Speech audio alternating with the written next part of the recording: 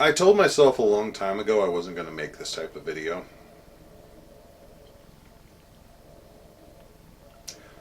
But I think this is important. A while ago, I made a video about what does it take to start in the SCA. Pretty lighthearted, and the purpose of the video was just to make sure to impress upon new members or prospective members that no, you don't need to pay a membership fee, you don't need to speak any particular language, you don't need to be familiar with the lingo, you don't need to be as weird or as geeky as we are. Just have an interest and show up. I wanted, the point of the video was to lower, was to dispel myths of hurdles so that people didn't accidentally talk themselves out of trying their first meeting or going to their first event.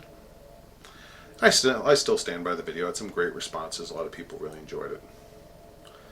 And that was 6 months ago. It was a while. And then the other night I was going to bed and I got a notification that it was a new comment. Flipped open my phone. And I saw type of comment you don't ever really want to see on your videos. Now, before I tell you what the comment said, I'll just be transparent with you. There was a process accepting that comment was there. Because it was a hurtful comment. It was a biting comment. It was the type of comment that, I could very easily justify not leaving there. I mean, it's my channel. It's my YouTube channel. I can delete it. I have deleted comments in the past. I'm not reserved about that. I'm here for discussion, but I don't want to foster. I don't want to foster hatred, discontent. I don't want to create an environment where something ugly can fester. I'm not going to lie to you. I was sorely and seriously tempted to delete this comment, but I didn't for a couple of reasons. First of all, initially I didn't because I knew I was hurt by it, and I didn't want to do something that I was going to regret later on. So I very deliberately waited until I'd cooled down. Then, as I cooled down, I started processing what was said. And I realized that as hurtful and painful as it was to read those words, the bare fact of the matter is that they were true. And that is why we are here right now.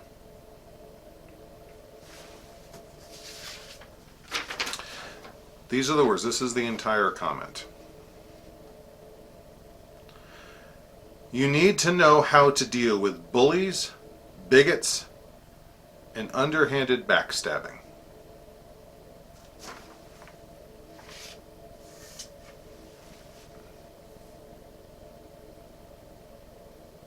Yep, that's the whole comment.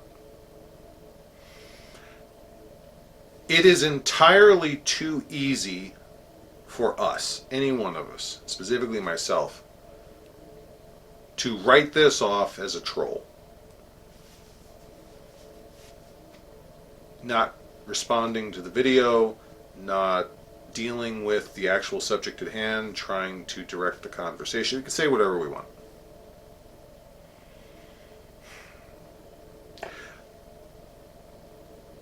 But the fact of the matter is that that statement is true in or out of the SCA. We do, in fact, have to deal with those metrics in the SCA.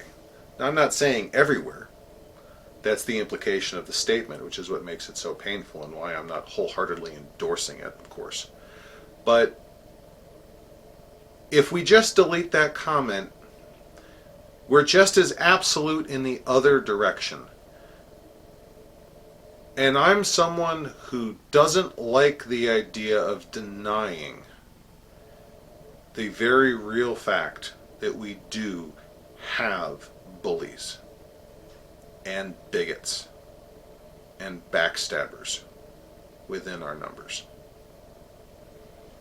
It's not a pleasant conversation. It's not one I want to have. It's not, I'm not trying to paint the society in a bad light, but now that it's been said, puts me in a position. Do I pretend it was never said? Do I delete it and imply that it's wrong? Or do I admit that we are a society made up of people, and some of those people are quite frankly detestable?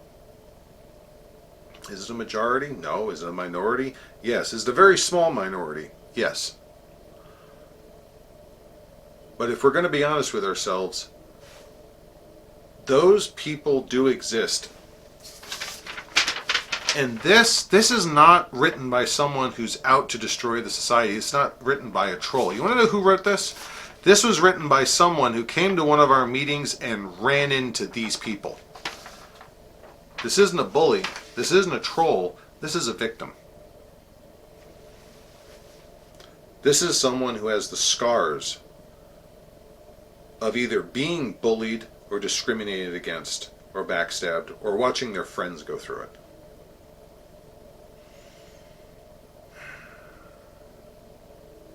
And is this a personal conversation for me? Yes, absolutely it's a personal conversation. I was bullied mercilessly in school as a kid.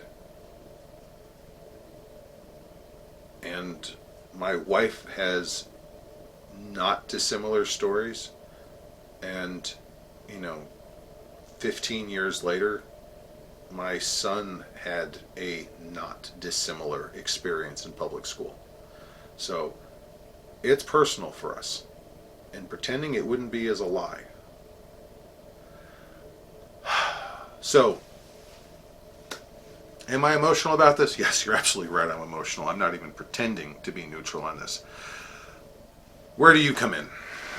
Well, there's a couple of yous out there, so let me lay this out piece by piece. For the majority of you who are wondering, what does this have to do with you?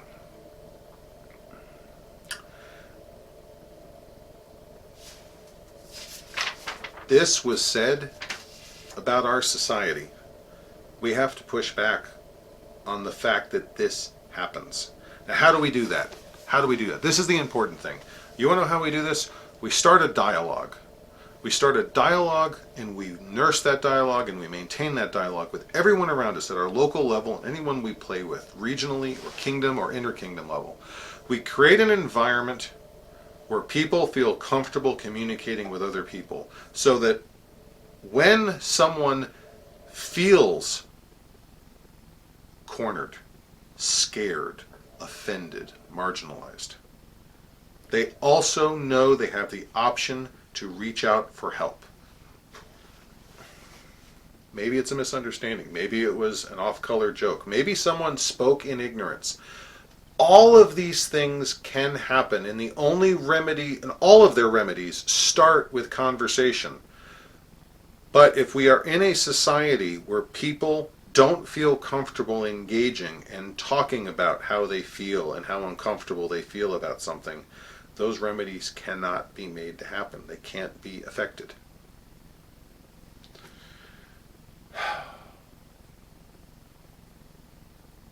That's the first part. We need to foster an attitude of communication and openness. We need to create an environment where everyone can reach out to at least someone and say things like, I am scared, or that hurt to listen to, or that made me uncomfortable. Those are valid statements.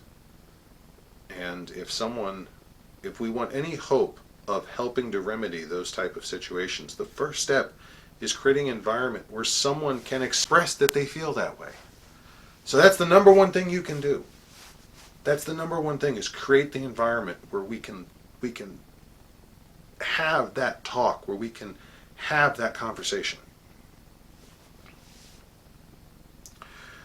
Now there's another group of you out there who, a lot of you are officers, some of you are peers to the realm, some of you are just leaders on an informal or possibly formal basis.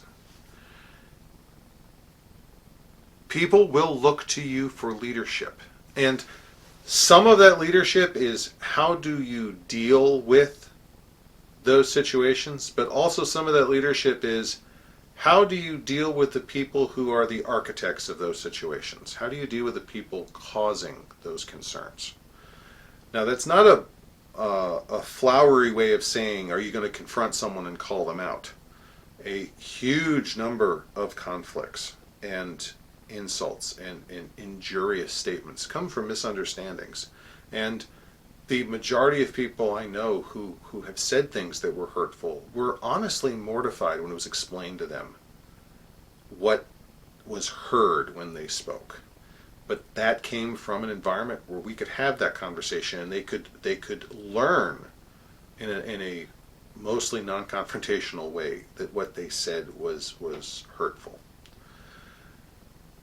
But people are going to look to leadership to have those conversations. And I know in the SCA we've talked about already, it's come from society, it's come from kingdom level, but I'm adding my voice to that. For those of you out there who are leaders, encouraging those conversations, encouraging dialogue, and engaging with the people who say those things. That's very important to do those things. That's very, very important. Now, there's another group out there. A lot of us, and that is an inclusive us, have been playing long enough that we remember certain jokes, certain activities, certain quips, certain things we used to do after sunset at events. And yes, they were fun. Yes, people laughed at those jokes. I'm not taking away the enjoyment that was had back then. We are allowed to remember fondly the moments that we enjoyed. But there absolutely is stuff that we did not realize back then was hurting others. And back then we just didn't know. There's no fault in ignorance. We didn't know. Full stop. I'm not pointing a finger at anyone for the bawdy or the sexist or the possibly racist connotation of the jokes you told in the 80s or the 90s, the early 2000s. You didn't know. That's fair. But you're going to find out now. You're going to be told. You're going to hear about it. You're going to learn. And it's going to be hard. It's going to be painful. And it's going to feel like someone is accusing you. And in some cases, someone may be. Part of this process, part of the learning process in this is being able to look in the mirror and just accept that even if you didn't mean to say something hurtful, someone else might very well have been hurt by it. And the right thing to do is to learn and to move forward. Making amends and building bridges, it's a whole other discussion and one that I'm not qualified to really give an online discussion about. But there's a lot of us, and again, there is an us here. I started in 97. Some of what we learned in the 90s and the early 2000s, we need to look at it and rethink how acceptable some of that behavior is. Some of it we can figure out on our own. Some of it we've got some owning up to do. Now, one more person that I need to talk to. If you're out there, if you're listening, the person who wrote this. First of all, I want everyone else in this video to understand, because it's not going to take you long to go find the comment or the video.